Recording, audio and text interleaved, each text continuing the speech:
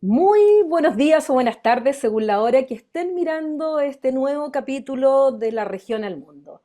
Recuerden que cada semana analizamos bajo la cátedra Jean Monnet de la Unión Europea en la política internacional, lo que ocurre en el mundo, sus vinculaciones con nuestro país, con nuestra región. Y hoy día vamos a hablar nuevamente de Europa, ya que Europa nos ha dado mucho tema, nos seguirá dando tema, pero esta vez lo vamos a hablar con una protagonista justamente de lo que es el proceso de toma de decisión en la Unión Europea, que es algo que tanto hemos conversado y sobre todo en nuestro euromodelo que organizamos junto a la delegación de la Unión Europea en Chile. Y me refiero a que nuestra invitada es Laura Mayalín, quien ha sido reelecta eurodiputada por el Grupo Socialista. Es catalana, ella además tiene una larga trayectoria política, como así también dentro de su formación académica, y me voy a poner los lentes aquí porque si no, no veo. Tiene una licenciatura en Ciencias Políticas y de la Administración de la Universidad de Pompeu Fabra y de la Universidad de Kent en el Reino Unido. Además, un máster en América Latina Contemporánea y sus relaciones con la Unión Europea del Instituto Ortega y Gasset, Universidad Alcalá de Henares, con su trabajo final de máster Cultura Fiscal y Política en México, con enfoque desde la sociología financiera. Y luego tiene una larga capacitación en temas internacionales, incluyendo el muy conocido Colegio de Europa. Así que Laura, muchas gracias por estar con nosotros en este programa. Un placer. Muchísimas gracias, Paulina, por invitarme a hablar en este espacio, sobre todo de puente entre Europa y América Latina, que es una de las pasiones que nos unen a las dos. Así es, y así nos conocimos hace un par de años y me alegro mucho que hoy día conversar con, además, temas de interés y que pueden llegar a un público que a nosotros nos sigue, nos escucha, nos ve a través del canal de YouTube del Centro de Estudios Europeos de la Universidad de Concepción y del programa de la región al mundo. Yo contaba que tú acabas de ser reelecta eurodiputada en las elecciones que se llevaron a cabo entre el 6 y el 9 de junio. Cuéntame un poco de la experiencia que fue esta campaña para ti. ¿Qué diferencias hubo con la campaña del 2019, que fue la anterior, donde también fuiste elegida? Si viste algunas diferencias, el ambiente, porque mucho se habló de esto de la ultraderecha, si iba a ganar. Bueno, cuéntanos un poco cuál fue tu experiencia primero en campaña, si realmente hubo diferencia o no, para un poco Ujú. después empezar a conversar del trabajo y de lo que se viene en el Europarlamento. Pues muchísimas gracias. Primero por darme esta oportunidad y por el trabajo constante que haces con la Cátedra Jean Monnet en Chile y todo el trabajo que haces para reforzar estos lazos. Y como bien comentas, ha sido una campaña intensa, una campaña europea larga además, porque la verdad es que llevábamos ya varios meses hablando de este final de legislatura. Y bueno, para mí es la segunda campaña electoral que hago como candidata, efectivamente. Y sí que he notado diferencias. He notado diferencias sobre todo en el enfoque y en las prioridades, ¿no? O sea, yo creo que en el 2019 estábamos saliendo de lo que le llamábamos la policrisis en Europa. Una policrisis, una serie de crisis que encadenamos desde el 2015 o incluso antes, ¿no? La anterior legislatura había empezado, digamos, con la crisis financiera global, que tanto nos afectó a Europa, sobre todo, pues eso, ¿no?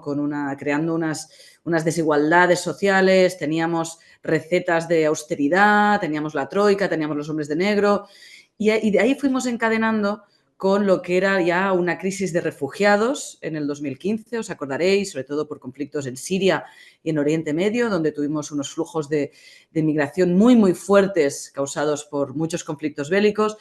Una crisis institucional que vino marcada por el Brexit, ¿no? Y el primer referéndum de un país miembro que decidió voluntariamente salirse de este club europeo.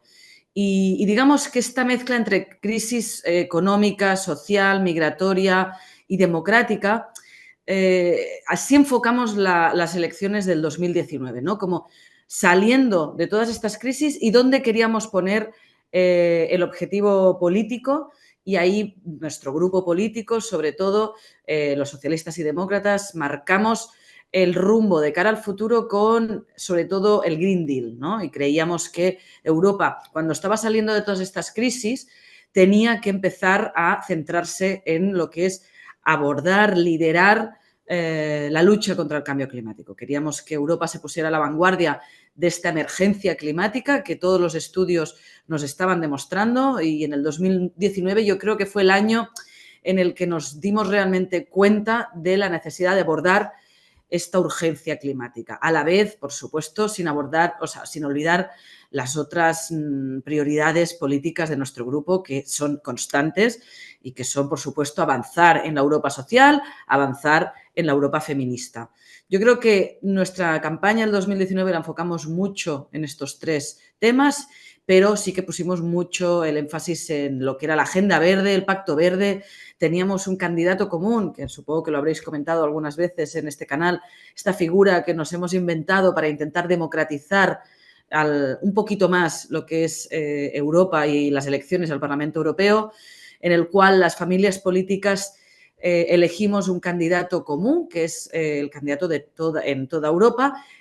Es un poco simbólico, porque sabéis que al final tenemos 27 países, 27 sistemas electorales, pero sí que es simbólico nombrando a esta persona que sería nuestro candidato a la presidencia de la Comisión Europea. Y en el 2019 fue Frans Timmermans, conocido, digamos, por esta lucha por el Green Deal, y como no pudimos conseguir la presidencia de la Comisión porque no ganamos las elecciones, pero sí que Frans Timmermans fue el vicepresidente ejecutivo encargado de esta materia y el que impulsó todas las leyes que hemos hecho esta legislatura con lo que es el Pacto Verde. Con lo cual, yo sí que veo las elecciones del 19 muy marcadas por eso, ¿no? Por la salida de esta policrisis y cómo nos centramos en los grandes temas que debemos abordar de cara a luchar contra el cambio climático, pero una lucha contra el cambio climático que sea sostenible socialmente. Eso también es un poco la seña de identidad de los socialistas, ¿no? Que sea socialmente justa, que no la paguen los que más tienen. Y ahora, y hago un poco el salto con el 2024, sí que ha sido una campaña muy marcada de una parte haciendo balance muy positivo de lo que ha sido esta legislatura, por un lado, y por el otro el gran miedo que suponía el auge de extrema derecha. Y me centro en estos dos temas. ¿Por qué? Porque esta legislatura, la última, la de estos 5 años, hemos abordado muchas cosas imprevistas, ¿no? Entonces, como comentaba, estábamos saliendo de estas crisis, nos marcamos una hoja de ruta que era sobre todo transición verde y transición digital, porque esto vino marcado también por otros grupos políticos y eran las dos grandes transiciones con las que abordábamos la legislatura, pero nos han venido circunstancias sobrevenidas que han hecho que Europa haya tomado pasos que no estaban previstos y, sobre todo, que se haya reforzado y haya hecho un paso adelante en lo que es la integración europea que no estaba prevista y que es un salto muy importante en la historia de la Unión Europea. Y me refiero sobre todo a la pandemia de la crisis de la COVID. Por supuesto que esto nos afectó a todas y a todos, nos encerró en casa, tuvimos miles de muertos en todo el continente y seguro que también, pues eso, ¿no? En América Latina, un virus que no sabíamos de dónde venía, con una capacidad de contagio enorme, no sabíamos cómo frenarlo. Y claro, digamos que tuvimos consecuencias sanitarias muy graves y que supusieron que la Unión Europea se pusiera por primera vez a juntar las competencias que no tiene en materia de salud y pusiéramos recursos para tener una vacuna en tiempo récord. Eso es muy importante y entonces eso lo hemos puesto en valor en esta campaña, cosa que no se había hecho nunca, cómo la Unión Europea lideró esta respuesta a la pandemia de forma unitaria y de forma solidaria, como nunca se había visto, y también, sobre todo, luchando contra las primeras tentaciones que hubo al inicio de la pandemia de replegarse y de, a lo mejor, luchar unos a otros, ¿no? Nos acordamos cómo Francia o Alemania, países con gran capacidad financiera, intentaron quedarse los respiradores o intentaron quedarse con algún tipo de material sanitario que no teníamos en el sur de Europa, por ejemplo, en mi país, que la primera ola de la COVID fue muy fuerte. Eso la Unión Europea lo frenó en seco porque somos un mercado único y eso no puede pasar. Con lo cual, eso son buenas respuestas que tuvimos en primer lugar y luego, por supuesto, como he comentado, recursos para tener una vacuna en tiempo récord que se distribuyó de manera uniforme, gratuita y a la vez en todos los países de la Unión Europea, para evitar también que los países con más dinero se vacunaran antes o acapararan vacunas más de las que necesitaban.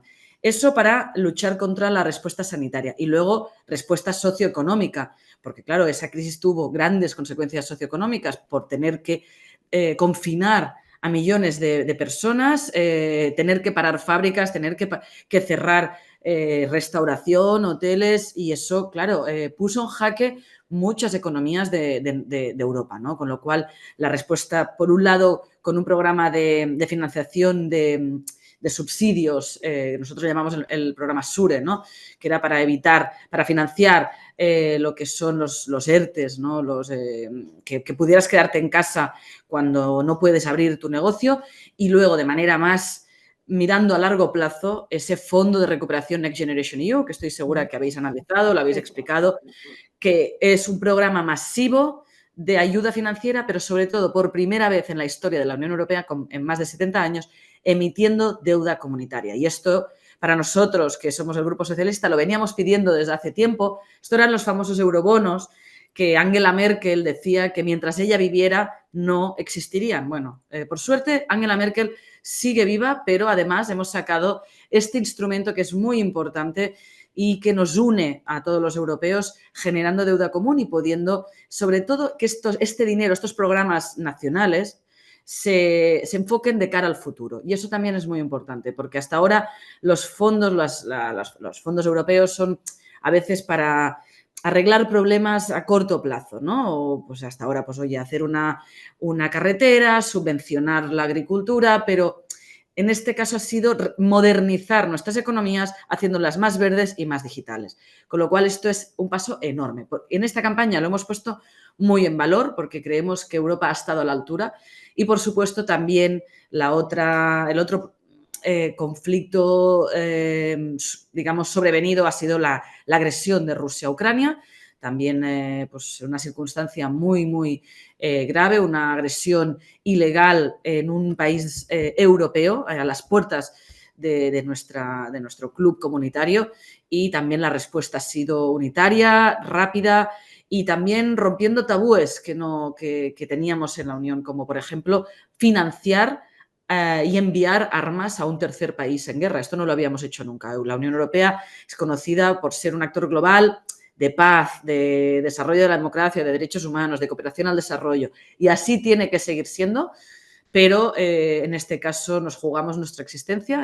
Ucrania está luchando por defender los valores europeos y en eso pues, también hemos puesto en valor la respuesta de la Unión Europea que tiene que seguir estando a la altura porque, por desgracia, este conflicto no tiene visos de acabar pronto. Por el otro lado, en la campaña también hemos hablado de la respuesta al conflicto en Oriente Medio, que en este caso no es tan positivo. Y nosotros, pues, digamos que no hemos estado, creo que no hemos estado a la altura, a lo mejor, de lo que es la respuesta.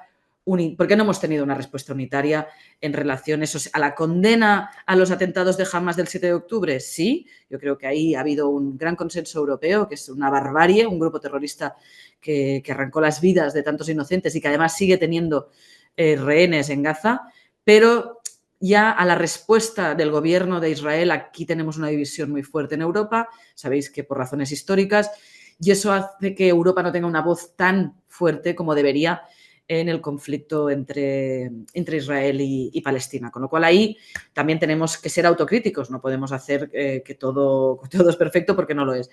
Y esto un poco como lo que te comentaba de balance de lo que hemos hecho esta legislatura. También muy, muy positivo los avances en materia de igualdad de género, que para mi grupo es esencial. Hemos puesto encima de la mesa y le pusimos a la presidenta von der Leyen desde el inicio de la legislatura las condiciones para nuestro apoyo que avanzara en leyes que contribuyan a la igualdad en materia de género. Estamos lejos todavía, por supuesto, de conseguir los derechos plenos de las mujeres, que no, sobre todo que nos dejen de matar por el hecho de ser mujeres, que erradiquemos la enorme lacra que supone la violencia machista. Estamos todavía lejos, pero hemos avanzado con una ley de transparencia salarial que tiene que reducir lo que es la brecha salarial entre hombres y mujeres que todavía existe en la Unión Europea, también lo que es la lucha contra la trata de seres humanos, que tiene un enorme elemento de género, y también la primera ley europea contra violencia machista. No es perfecta, como todas las leyes, pero sí que lo ponemos muy en valor porque creemos que es un gran logro. Estos son algunos ejemplos de cosas que hemos hablado en la campaña electoral. Hemos intentado explicar a nuestros ciudadanos por qué es útil formar parte de este proyecto comunitario, y creo que la diferencia también que he visto en relación al 2019 es que la gente, sobre todo con lo que te comentaba, con la pandemia, vieron mucho lo que es la Unión Europea en sus territorios, ¿no? Las vacunas vinieron de Europa, los fondos vienen de Europa, y eso a lo mejor no pasaba hace 5 años. Yo creo que la presencia de Europa en el territorio, digo, pues en los pueblos y ciudades de mi país, por ejemplo, ha sido palpable, y eso ayuda.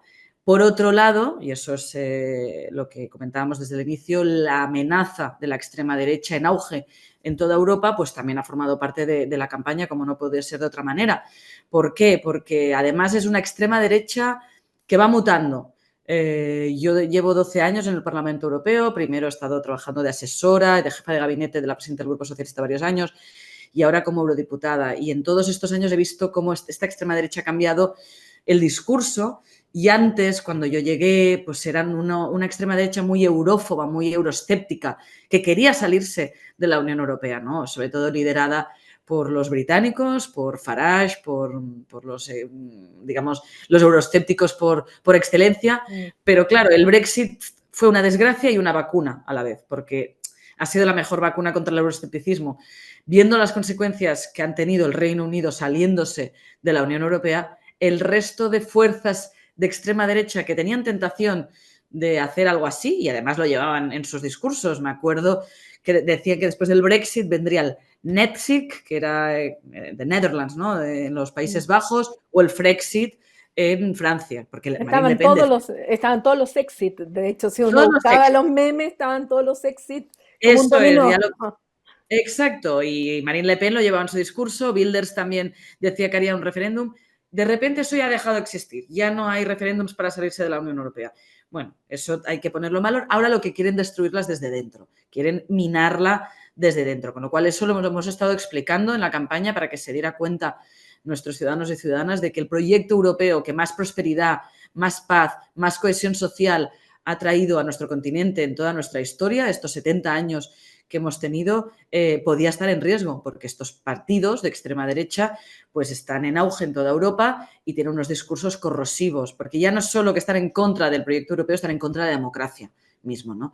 Y esto es fácil de explicar porque además han tenido buenos resultados y además en algunos países han tocado poder, con lo cual no es una cosa que tengamos que explicar en etéreo, ¿no? Ya están gobernando en Italia, en Francia lo hemos visto este fin de semana, por los pelos se ha conseguido parar en la Asamblea Nacional, pero Marine Le Pen sigue siendo una amenaza fuerte en las presidenciales del 27, gobiernan con partidos de conservadores en los países nórdicos y en otros sitios, con lo cual, y sabemos lo que hacen cuando llegan. Y en España, en diferentes comunidades autónomas, es muy evidente, con lo cual eso lo hemos podido explicar bien y hemos conseguido, yo creo, con esta campaña parar las perspectivas que había, porque antes de las elecciones las perspectivas de la extrema derecha eran de subir muchísimo. Han subido, y yo no quiero minimizar y estamos preocupados.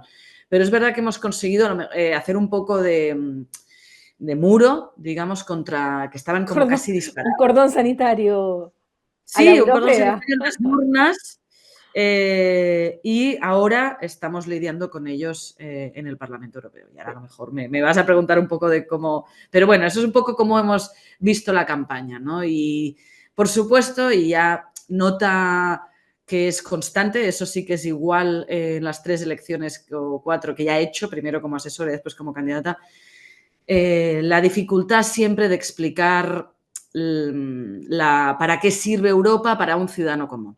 Eso, mira que nos esforzamos, los eurodiputados, los asesores, los profesores de universidad como tú que tenéis pasión por este proyecto, los medios de comunicación que también contribuyen a explicar, pero no es suficiente. Creo que eso siempre sigue siendo la asignatura pendiente. La distancia física entre Bruselas y Estrasburgo con Barcelona, Mataró, Albacete o las Canarias en nuestro país hace que la gente todavía le cueste entender para qué sirve un eurodiputado, para qué sirve la Unión Europea, más allá de lo que he comentado de la respuesta a la pandemia. Eso es la asignatura que todavía tenemos por hacer y que es el elemento común, pero bueno, para eso estamos. Sí, quería preguntarte un poco eso, porque a mí me ha llamado desde hace tiempo la atención, desde que estoy en este tema europeo, viajando a Europa, conversando con universitarios, con colegas, con ciudadanos de distintos países. Por un lado, el desconocimiento de Europa. Cuando yo pensaba que llegar a una sala de clase y hablar con alumnos universitarios, o sea, todos sabían lo que era la Unión Europea, cuáles eran sus instituciones, qué Ya. funciones cumplían. Y me llamó mucho la atención que no era así. Por otro lado, particularmente en España, que es algo que sigo de cerca, pero no únicamente, también sigo otras elecciones, en que finalmente las europeas se transforman en un debate nacional. Poco se habla de Europa. Incluso en el caso español, eh, lo quisieron transformar en un referéndum al propio presidente de gobierno. Pero no es el único caso. En No. otros países pasa exactamente lo mismo. Es decir, lo que se debate el candidato o candidata que va al Europarlamento termina hablando de materias que no son de su competencia, porque su competencia, finalmente, como quiero que después expliques un poco, es la legislatura, son las normas que dictan dentro de las competencias de la Unión Europea. Pero finalmente entran en temas nacionales y hay un doble juego muy peligroso también que he encontrado en este tiempo, y esto con responsabilidades políticas desde jefes de Estado y gobierno hacia abajo, que Mm. cuando adoptan medidas que son impopulares en Bruselas, comillas, como ese ente lejano en que Sí. supuestamente los ciudadanos no han elegido a esas personas que están allá, que es el típico discurso del euroescéptico, y toman medidas impopulares donde votan a favor, pero llegan a sus capitales y es Bruselas quien tomó la decisión. Claro. En Sí. cambio, cuando toman decisiones que son favorables, las nacionalizan cuando llegan al Estado. O sea, es el gobierno quien adoptó la decisión.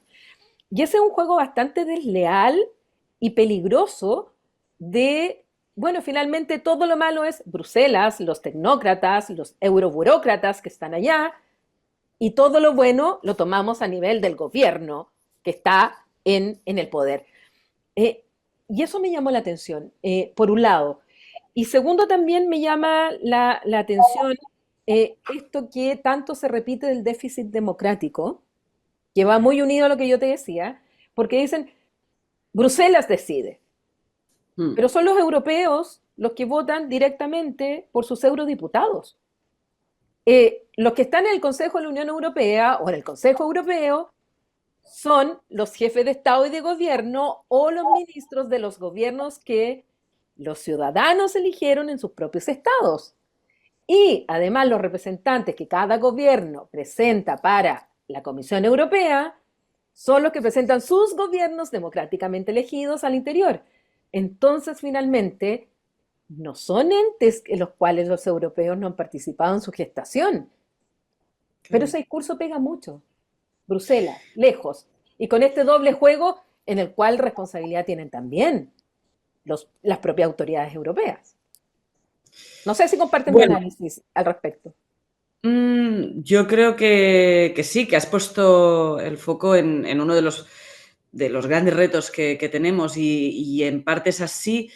Yo lo que veo es que no es uniforme. Yo creo que ese discurso que has descrito también es un discurso populista, que Sí. lo hacen los partidos más populistas. No creo que todos los partidos hagamos, y en este caso incluyo el mío, porque, o sea, a mí yo no recuerdo en ningún momento al presidente Sánchez hacer lo que has comentado al principio, pero sí que de lo de voy a Bruselas y lo que es impopular es culpa de Bruselas y lo que no es gracias a mí.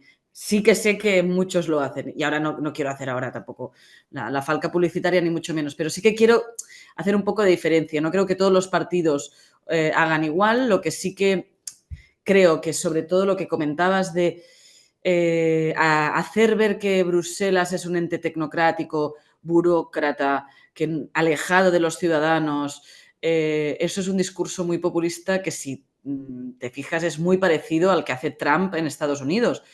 Toda la culpa es de Washington. Washington es, ¿no?, un ente burocrático que no tiene en cuenta la realidad de nuestro país y que hay muchos asesores trabajando sin tener en cuenta los intereses de algunos estados y, digamos, legislar en contra de nuestro país. Por eso yo veo más similitudes entre ese discurso populista de Trump, de Farage, básicamente, que también dijeron lo mismo. Ellos decían, nos vamos a salir de la Unión Europea porque solo gastan dinero y van en contra de nuestros intereses. Con lo cual, creo que eso tiene un objetivo político, que es crear esa desafección, que sobre todo viene del populismo y de la derecha. Entonces, bueno, yo quiero diferenciar un poco lo que son los discursos y sí que todos tenemos responsabilidad, como he dicho en un inicio, de explicar bien lo que se hace en la Unión Europea. Nosotros en campaña nos hemos desgañitado explicando, poniendo la cifra, que es esta cifra mágica de que más del 60% de las leyes que se aprueban en el Congreso de los Diputados vienen de Bruselas, son transposiciones.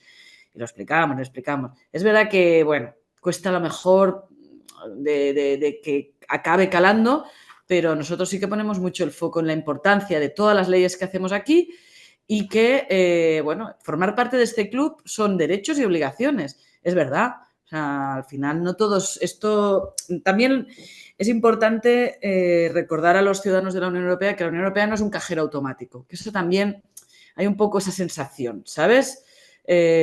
Vamos a Bruselas a sacar dinero y ya está, ¿sabes?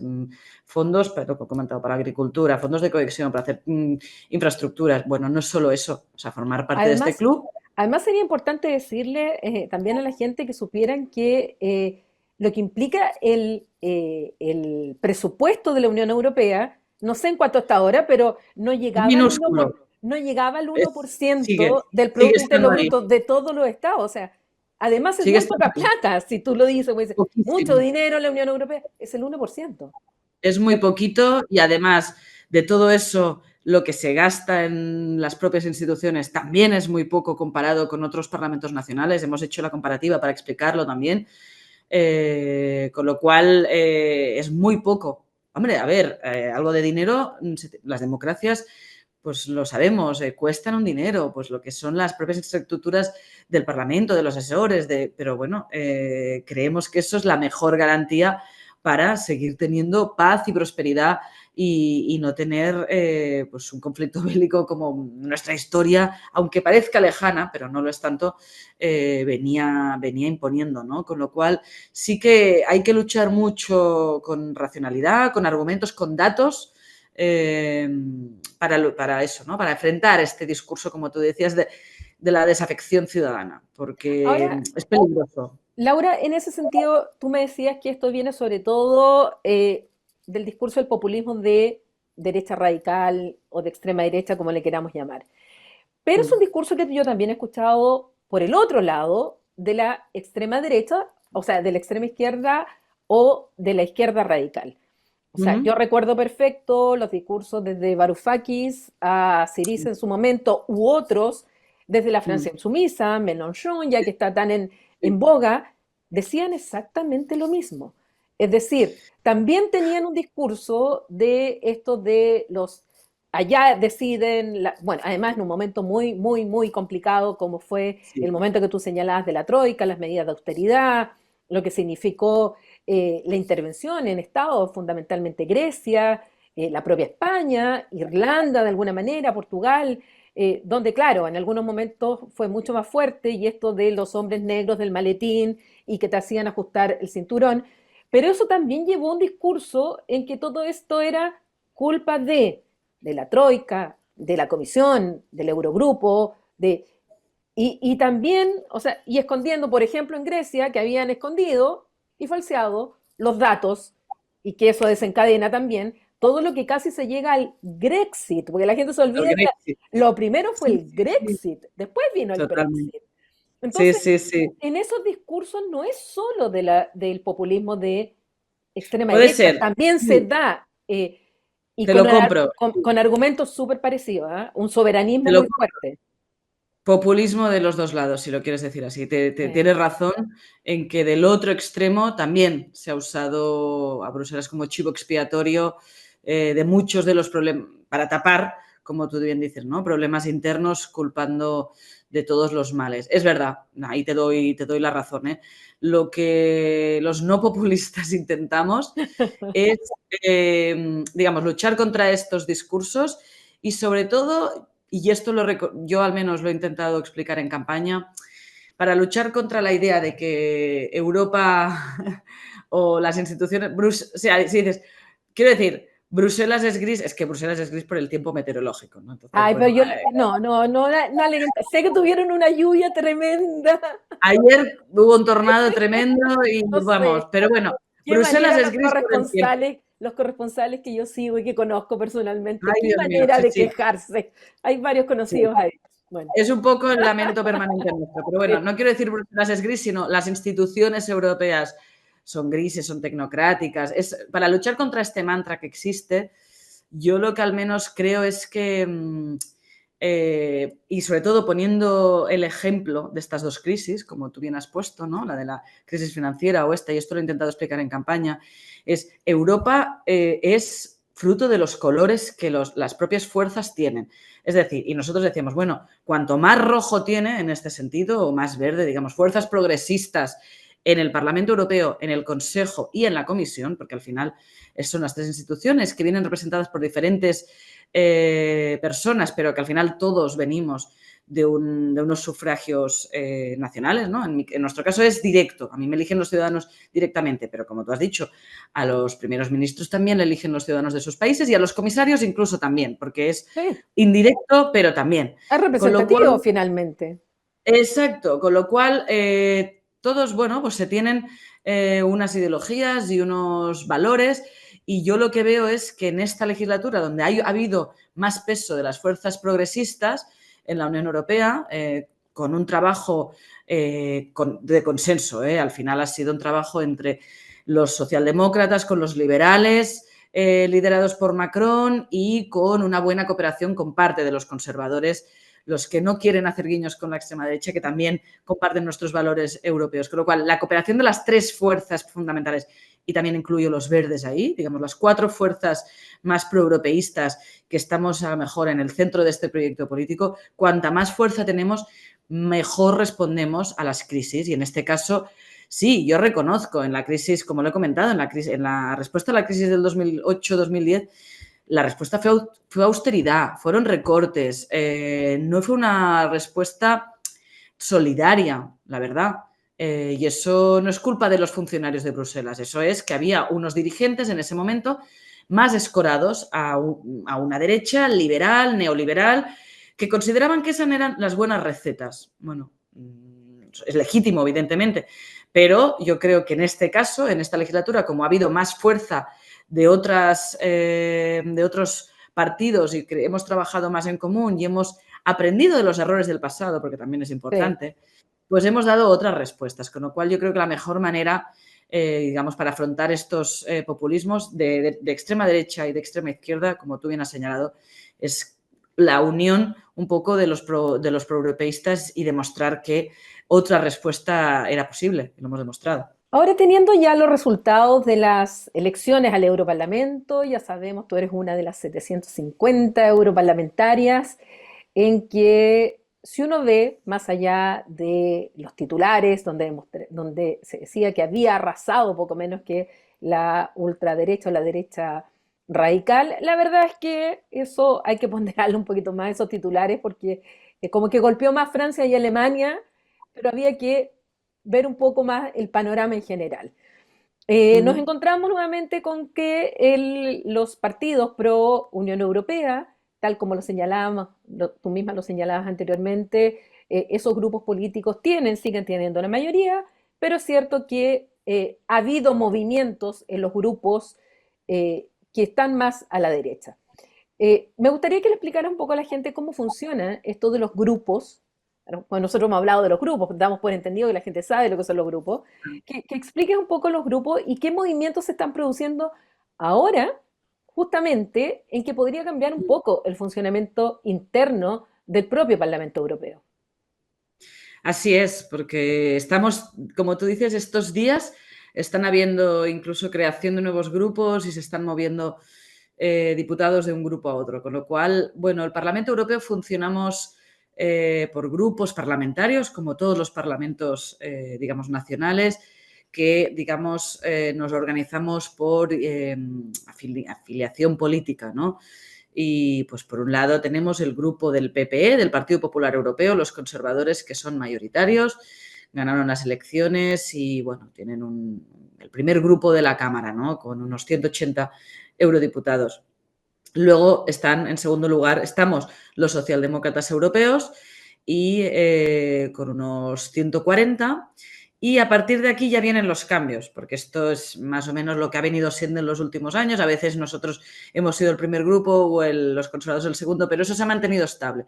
A partir de aquí ha habido muchos cambios. La última legislatura, por primera vez en la historia del Parlamento Europeo, estos dos grandes grupos, conservadores y socialistas, no teníamos el 50% de la Cámara, que eso, pues hasta ahora, algunos le llaman la Gran Coalición, y eso, pues estamos viendo una fragmentación en todos los parlamentos nacionales que también está afectando a la política europea, ¿no? Entonces está fragmentando cada vez más lo que son el poder parlamentario y la última legislatura ya no éramos mayoría estos dos grupos y sí que hicimos, digamos, una geometría variable, pero trabajábamos con la mayoría central, que teníamos los liberales, que eran la tercera fuerza con unos 100 diputados, ¿no? Y le llamaban la mayoría von der Leyen, la mayoría centrista, con la cual hemos sacado la mayoría de la legislación en la última legislatura, los tres grandes grupos. Y en cuarto lugar estaban los verdes, con unos, creo que eran 75 escaños, y después ya venía dos grupos de extrema derecha y la extrema izquierda. Ese era un poco el esquema que teníamos en la última legislatura. Los cambios con esta, bastantes, porque la extrema derecha se está moviendo entre ella y además creando nuevos grupos. O sea, se están moviendo de un grupo a otro y además creando nuevos grupos, con lo cual es bastante difícil de ver cómo quedará la cosa, pero sobre todo, ahora mismo el tercer grupo en la Cámara del Parlamento Europeo se llama Patriotas Europeos. Se han constituido hace 2 días y agrupa lo que son la mayoría de partidos de ultraderecha que estaban en Identidad y Democracia y ahora ya han hecho este nuevo grupo. El líder, la gran delegación, y quiero también explicar lo que son las delegaciones. Las delegaciones son dentro de los grupos políticos, delegaciones nacionales, que son de cada país, ¿no? Entonces, la delegación más importante va a ser el Frente Nacional de Francia y además va a tener la presidencia del grupo, que es el portavoz, con Jordan Bardella, como sabéis, que ha sido un personaje muy, muy importante en las últimas semanas en Francia. Pero sobre todo está el partido de Le Pen y el partido de Orbán, así para que nos entendamos, ¿vale? Los más conocidos. Luego también está Vox, de España, se ha cambiado de grupo y ahora está en eso, y hay una amalgama, digamos, de otros grupos, pues, o otros partidos más pequeños en toda Europa, de Grecia, de Chequia, de Eslovaquia, de extrema derecha pura. Luego están, en cuarto lugar quedarían los liberales, que han, como he dicho, han perdido algunos eurodiputados, sobre todo por los malos resultados que ha tenido Macron en Francia, la desaparición de Ciudadanos en España, por ejemplo, y en algunos otros países. Ya están alrededor de unos 76 eurodiputados. Cuarto grupo en la Cámara. Quinto, ECR, que son el grupo político de Meloni. ¿Vale? Son los European Reformist, ¿no? Sí, Conservadores conservadores y reformistas reformistas. europeos. Exacto. Y ahí, hasta ahora, había estos dos grupos de extrema derecha que sobre todo venían muy divididos por su posición en relación al conflicto de Ucrania y a la agresión a Rusia. Supone que Meloni es más atlantista y, como sabéis, Orbán y Le Pen, pues mucho más prorrusos. Ahora la división ya no está, o sea, yo creo que las líneas se están desdibujando y tenemos que ver, ¿no? Pero lo que son este grupo, sobre todo los grandes partidos son Meloni y PiS, que es el partido de Polonia, que había estado en el poder hasta hace poco y digamos que lo cambiamos con una coalición de toda la oposición en Polonia liderada por Donald Tusk, ¿no? Con lo cual los grandes partidos que están en ese grupo son los polacos del PiS y Meloni con Fratelli d'Italia y algunos otros partidos pequeñitos. Y ayer por la tarde se creó. Y Meloni muy furiosa con Abascal y con Sí, Vox. porque se han ido. La verdad es que es una cosa bastante... A mí me ha sorprendido mucho, porque Vox pues estaba en este grupo la legislatura pasada y de repente han decidido pasarse al grupo de Orbán y de Le Pen. Mi teoría es, pero no tengo no tengo datos, creo que es para frenar el paso al Vice, que no sé si lo habéis comentado en tu programa, pero sabéis que es un nuevo partido de extrema derecha que ha surgido Que se en acabó la España. fiesta. Se acabó la fiesta en estas elecciones europeas, que es ya de extrema derecha ideológicamente, pero además antipolítica, ¿no? O sea, le De hecho, sumamos una capa te iba a de preguntar populismo. específicamente, porque a mí me llamó mucho la atención, lo comentamos acá, la aparición de este partido, que ni siquiera es partido, o sea, era una plataforma sin Sí, programa, sí, donde nada, nada, nada. además y obtienen 3 escaños, al igual que Sumar. Sí, Entonces, sí, entonces, ¿qué pasó son ahí? muchos votos, ¿eh? Qué está Son... pasando? ¿Qué está pasando ahí en España que surge esto más a la derecha de Vox y Sí, quitándole votos a Vox, de hecho? le ha quitado votos a Vox, claramente. Bueno, es una mezcla entre votos a Vox y votos a la abstención, porque ellos Ya, han sí, conseguido también. despertar a un electorado que estaba totalmente ausente de las contiendas electorales y con como tú dices, sin programa electoral, solo usando mucho las redes sociales, ¿no? TikTok, Instagram, y con unos discursos extremadamente de derechas, de populismo y antipolítica, ¿no? Y sobre todo están tocando a muchos varones jóvenes que yo creo que no estaban movilizados en elecciones Mm. anteriores y con un discurso muy extremadamente misógeno, negando la violencia machista, diciendo que, bueno, las políticas feministas y de igualdad de género están quitando privilegios o discriminando a los hombres. Luego también con un discurso muy xenófobo y muy racista, ¿no?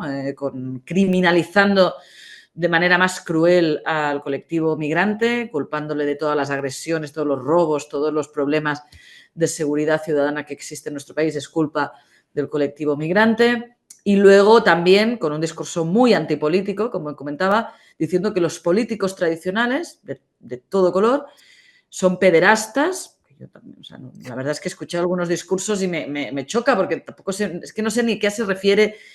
No, son pederastas y son ladrones, ¿no? Un poco así a grosso modo. Mm. Quiere construir bueno, tiene lo que se llama, es como aquí, al menos en España, se ha hecho una lectura de que es una mezcla entre Milei y Bukele mezclado con Abascal, ¿no? Así como un cóctel explosivo, con discurso de vamos a acabar con todo el Estado, vamos, a lo mejor Pero más, ¿no? muy, Un muy poco... nihilista dentro de, digamos, filosóficamente hablando. Sí, totalmente. Y luego, como decía, ¿no? Vamos a hacer la mayor cárcel de España, ¿no? Y emulando a lo que hace Bukele, para todos los políticos los vamos a meter en esa cárcel. Y luego, por ejemplo, tomando esos promesas falsas y, mm, y populistas de mi ley de voy a ir al Parlamento Europeo, voy a sortear mi sueldo, también falsificando las cifras, pero totalmente. Y además, como él se dedica, él es un pseudo periodista, porque yo no le puedo llamar periodista, Mm. ¿no? O sea, que se dedica a difamar a todos los políticos en redes sociales. O sea, se ha dedicado a eso y así se ha hecho famoso, y tiene muchas demandas puestas ante la justicia española. Entonces, él ha centrado su campaña diciendo, yo me voy a ir a Bruselas a conseguir inmunidad para defenderme contra estos procesos judiciales que tengo. Que aparte es falso, porque en Bruselas tampoco tienes inmunidad con cosas que hayas hecho en el Mm. pasado, se te va a tener que juzgar igual. Pero bueno, es un cóctel explosivo tremendo y yo creo que sí, con un discurso así, con un lenguaje muy transgresor, muy directo y con la utilización de las redes sociales, pues sí, ha conseguido arrancar votos a Vox, que al final Vox es una escisión del PP, o sea, al final. Entonces, bueno, es verdad que tiene un discurso más radical, pero ellos no se pueden presentar como algo absolutamente nuevo y diferente a la política. Simplemente son un partido más a la derecha. Estos ya no son eso, ni un partido. Queremos estar en contra de todo.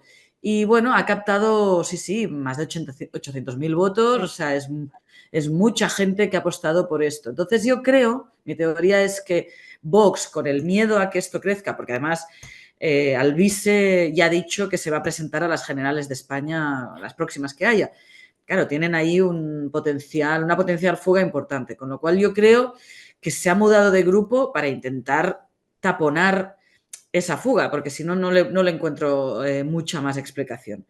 Y volviendo, sigo con la descripción de los grupos políticos. Ayer se formó un nuevo grupo con 32 eurodiputados, que ahí están los restos de la extrema derecha, yo no sé cómo definirlo, porque ahí está Alternativa por Alemania, los antiguos nazis, y luego, pues eso, otros húngaros que no son de Orbán, y una mezcla de otros grupos de extrema Eran todos los que derecha. estaban en los no inscritos que no los habían aceptado los otros grupos, ¿verdad? O que los habían Sí, una mezcla de expulsado. entre no inscritos Mm. y los que se quedaron en el grupo de Interdemocracia, una mezcla, y ahí tienen otro grupo, porque sabéis que para formar un grupo, que esto no lo he contado, se necesitan mínimo 25 eurodiputados de más de 6 países. Eso también es importante tenerlo en cuenta, que tampoco lo puedes formar con 3 países, tiene que ser suficientemente representativo. Y han creado este grupo. Y aparte de eso, nos quedan los verdes, que han bajado, que tienen unos 50 eurodiputados, y también la extrema izquierda, que es The Left, ¿no? Donde están, pues, Podemos, la France Los verdes estaban Insoumise. en este grupo, ¿cierto? No, no, los verdes y la izquierda son dos grupos, Ya, son vale. dos grupos distintos, ¿vale? O sea, están por separado. Y, por ejemplo, la lista de Sumar en España, unos han ido al grupo de la izquierda y otros a los verdes, se Mm. dividen. Con lo cual, ahora mismo tenemos 8 grupos. Y bueno, luego quedan los no inscritos, los que no acaban de encontrar un sitio, llámese antes Puigdemont o Comín, o Alvise todavía están los no inscritos. Bueno, todavía hay algunos eurodiputados que no han encontrado grupo. Estar en un grupo es muy importante porque no solo te da pues, lo que son recursos de asesores para preparar mejor las intervenciones, nuestros posicionamientos políticos, las enmiendas, sino que además pues, también nos ordena para distribuir lo que son los diferentes dosieres, informes, los turnos de palabra, los puestos en la administración. Es muy útil formar parte de un grupo y en nuestro caso pues somos el segundo grupo de la Cámara y bueno, pues tenemos que lidiar con esta realidad y para acabar la respuesta, ¿cómo aplicamos el cordón sanitario? Porque eso también tiene su cosa. Hasta ahora hemos aplicado el cordón sanitario. ¿Cómo se aplica? Pues la mayoría de fuerzas proeuropeas nos tenemos que poner de acuerdo y cuando se reparten los puestos institucionales, que llámese presidencias de comisión, presidencias de delegaciones, vicepresidentes del Parlamento, lo hacemos con la ley DONT, que sabéis que es este sistema proporcional que va De un distribuyendo los belga, puestos. de un Eso, belga. de un belga que siempre hace los belgas hacen estas cosas complicadas y extrañas, pues tienes este sistema, distribuimos los puestos por la ley DONT. Entonces, cuando le toca al grupo de extrema derecha, nos ponemos todos de acuerdo, no se lo damos y nos lo quedamos. Así hemos aplicado el cordón sanitario y hemos evitado que la extrema derecha tuviera posiciones institucionales relevantes en esta Cámara hasta ahora.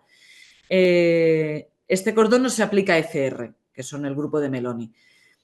A lo que se refiere a los socialistas nos gustaría aplicarlo porque para nosotros también son extrema derecha. El PP sabéis que tiene más lazos con este grupo y de momento no lo ha querido aplicar. Pero desde luego lo que sí que estamos aplicándolo es al nuevo grupo de patriotas europeos, al de Marine Le Pen y Orbán lo estamos aplicando ya y supongo, quiero entender que al nuevo grupo que no sé ni qué nombre tiene porque se constituyó ayer, también se lo vamos a aplicar. Ahora, ¿qué se viene ahora? Para terminar, ¿qué etapas, eh, qué fechas son claves que nosotros vayamos mirando? de lo que viene de esta nueva legislatura? Pues tenemos trabajo por hacer, porque mira, la semana que viene estaremos en Estrasburgo, el primer pleno del Parlamento Europeo, el pleno constitutivo de esta 10ª legislatura. Y en este pleno vamos a votar muchas cosas. En primer lugar, la presidencia del Parlamento.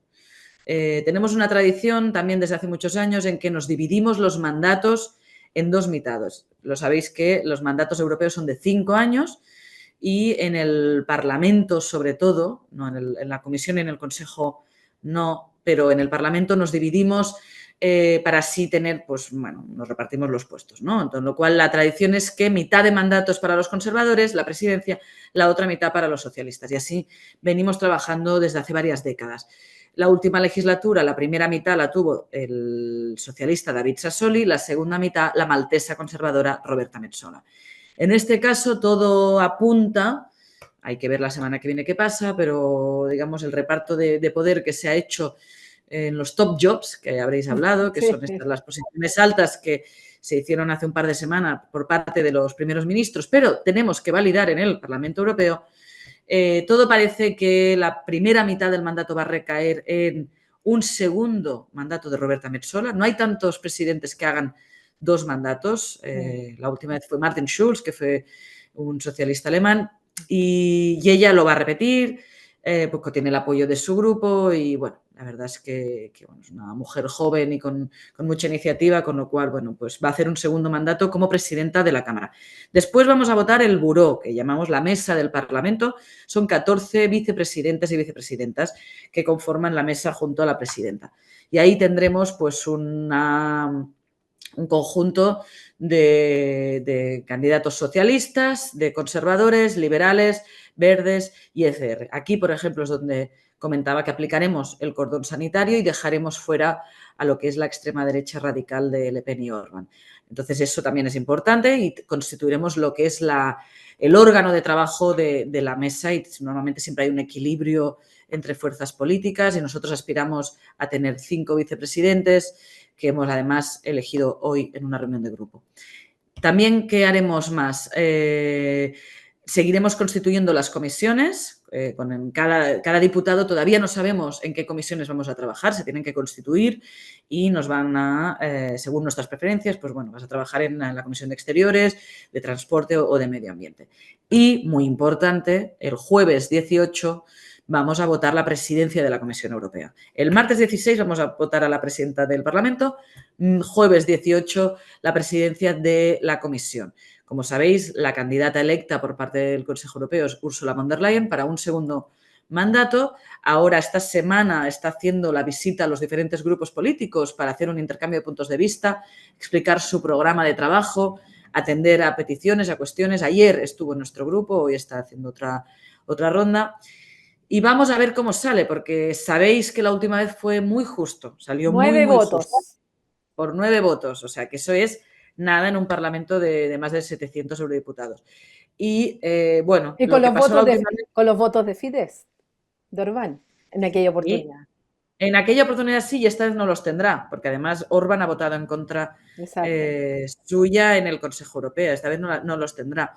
Y además lo que pasó la última vez, como sabéis, es que ella no era candidata común, lo que he comentado, como Franz Timmermans o como Manfred Weber eran los Spitzenkandidat, y no lo Sí. era, con lo cual, por un bloqueo que se produjo en el Consejo Europeo, acabó saliendo ella por un acuerdo entre Macron y Merkel, y claro, esto al Parlamento Europeo no nos sentó muy bien, que digamos, ¿no? Nos quita poder y quita poder a estas figuras que han trabajado, se han presentado a las elecciones. Ella no se había presentado a las elecciones, con lo cual había mucho resquemor y salió por muy poquito, porque el voto es secreto además. Entonces, bueno, podemos como grupo comprometernos, pero luego el voto es secreto, con lo cual salió por muy poco. Y ahora, bueno, ella está trabajando con los diferentes grupos políticos, intentando alargar lo que es la mayoría que he comentado, la mayoría von der Leyen, la mayoría centrista, porque sabe que en todos los grupos hay fugas, eso es así.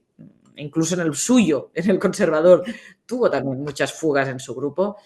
Y ahora ella está, claro, está trabajando para alargar. El dilema en el que se ¿Cuál encuentra... es el quórum? Pues 300, porque a ver, somos 720 eurodiputados ahora mismo, pues ¿Verdad? Son 720. 369, ¿no? Ya, 369, si no me ya. equivoco. Mayoría absoluta de Mm. 720.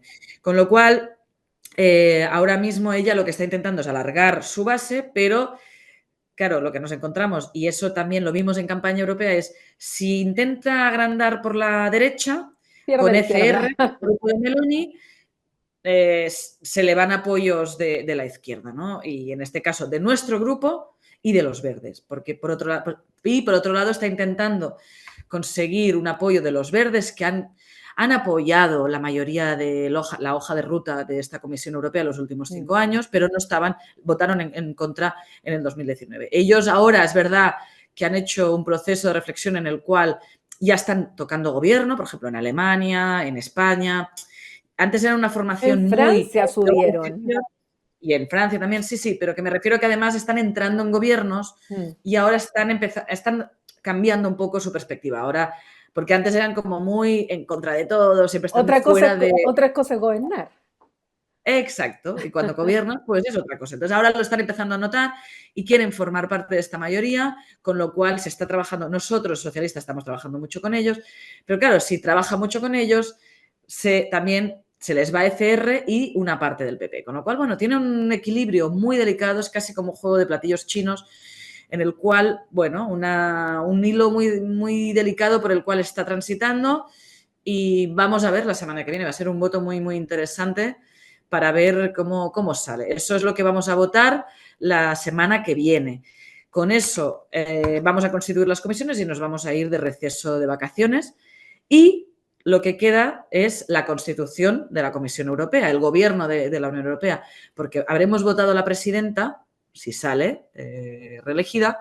Si no sale, bueno, esto es el caos y digamos que se tendrán que volver a reunir los primeros ministros y poner otro nombre y aquí esto no suele pasar y puede ser un buen caos. Con lo cual, eso puede pasar. Si sigue su curso y ella es elegida, luego va a empezar a pedir a los diferentes países europeos nombres para formar la Comisión Europea y va a hacer un puzzle con una serie de portafolios y también intentando hacer equilibrios de género, de geográficos, y nos los va a presentar en septiembre al Parlamento Europeo. Nos va a decir, bueno, estas son mis propuestas de comisarios y comisarias. Nosotros aquí en el Parlamento los evaluamos muy estrictamente, miramos prácticamente sus cuentas bancarias, sus másters, que todo esté bien, que todo esté arreglado y entonces luego vienen aquí a hacer audiencias, ¿no? Los famosos hearings en cada comisión. Si eres candidato a comisario de transportes, vienes al Parlamento Europeo, a la Comisión de Transportes y pasas un hearing que no es una broma, es un examen muy serio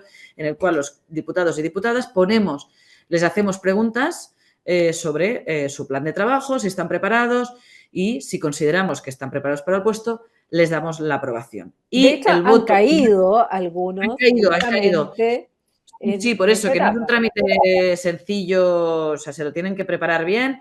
Y la última vez, digamos que Una cayeron tres. francesa.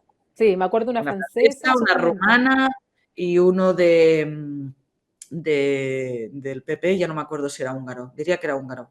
Mm. Y no es un puro trámite, con lo cual los candidatos tienen que ser sólidos, prepararse muy bien este examen y a finales de octubre, diría, si cuando se acaban estos procesos de audiencias, hacemos el voto final de la comisión en el Pleno. Y ya a partir de entonces se ponen a trabajar en el programa de trabajo que nos deberían presentar en enero del 25. Entonces, todo esto nos queda por delante todavía. Bueno, lo seguiremos comentando, siguiendo. Muchas gracias, Laura. Te deseo un súper buen mandato estos 5 años.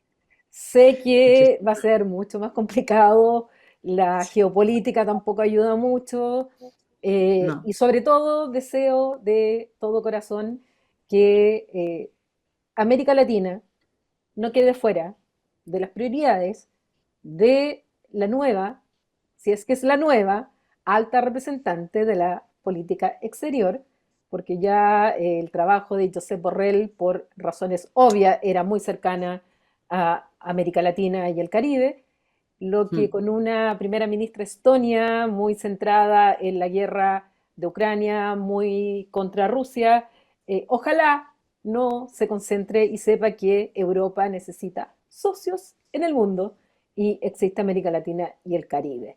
Así es que muchas gracias y yo sé que tú trabajas en eso junto a otros Totalmente. No, y europarlamentarios que conozco.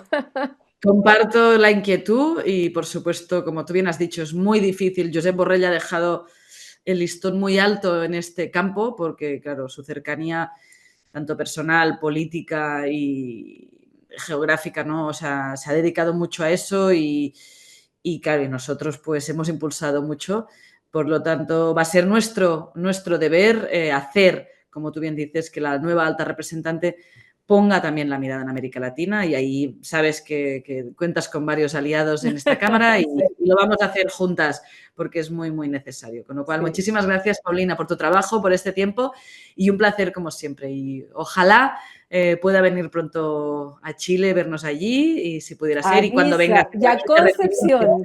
Acuérdate que este programa es de la región al mundo y tú eres una catalana, no eres tampoco de capital, así es que No, aquí también hay que descentralizar las visitas europeas totalmente. cuando vienen aquí a Chile. Así que muchas gracias, Laura, y Otro día hablamos de Cataluña, que no hemos tenido otro día, tiempo, sí, vamos a pero hablar de tendremos otras Cataluña, ocasiones. por supuesto. Un Gracias. abrazo muy grande.